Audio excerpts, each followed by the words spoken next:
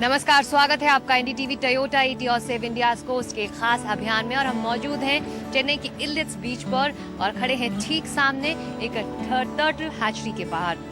ये hatchery olive Ridley turtles के जो अंडे हैं उन्हें संभाल कर रखती है ताकि उस पर किसी तरह का खतरा ना हो। तो ऑलिव रिडली टर्टल से जुड़ी पूरी जानकारी कुछ ही देर में, लेकिन उससे पहले आपके लिए एक सवाल। हमारे समुद्र तल और हमारे समुद्री तट प्राकृतिक संपदाओं से भरपूर है, लेकिन क्या हम उसको सहेज कर रख रहे हैं? क्या हम उसे अपने भविष्य जोड़ कर देखते हैं? शायद नहीं।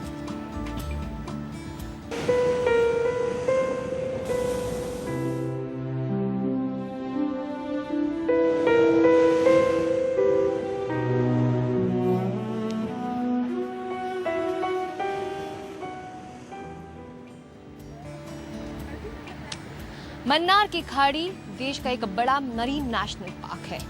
वहां पर कोरल रीफ्स, दुर्लभ प्रजाति के वनस्पति और जीव मिलते हैं। लेकिन अगर इन प्राकृतिक संपदाओं की अनदेखी हो तो विनाश को कोई नहीं रोक सकता।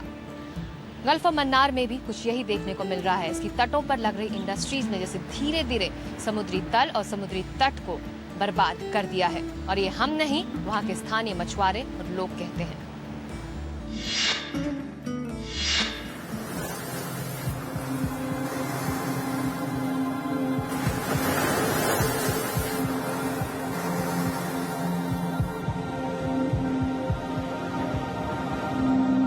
ट्यूटिकोरिन के मुल्लुकम्बी के तट पर बेजान से पड़े ये कोरल अब रोज के नजारे हैं।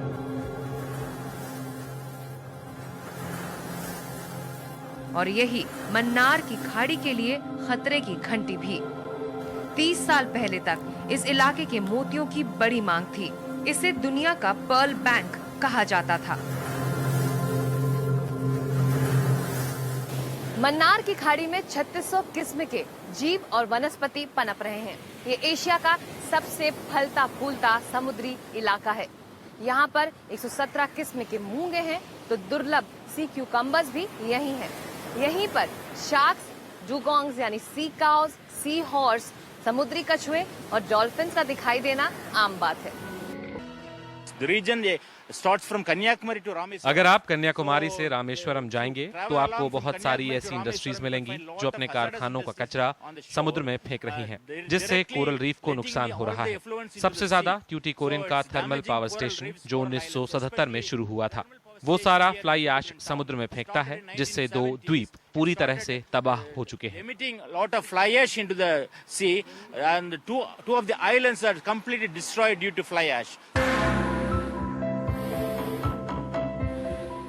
कणिमुत्तु के लिए अब सब कुछ बदल गया है।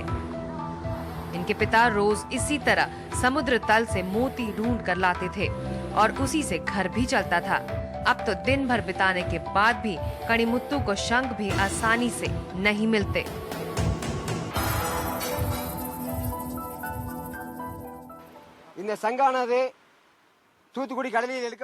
यहाँ से मोती एक्सपोर्ट होते थे, अब तो यहाँ सीपिया भी नहीं मिलती। देखिए ये सारी जगह कितनी प्रदूषित है। ये शंख सफेद तक नहीं है, सब काले पड़े हैं।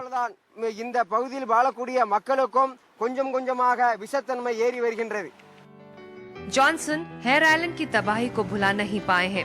25 साल पहले तक जॉनसन यहाँ अपनी नाव खड़ी करते थे, लेकिन थर्मल पावर प्लांट से निकल रहे ऐश ने इस टापू और उसके नीचे फल फूल रहे कोरल्स को पूरी तरह से बर्बाद कर दिया।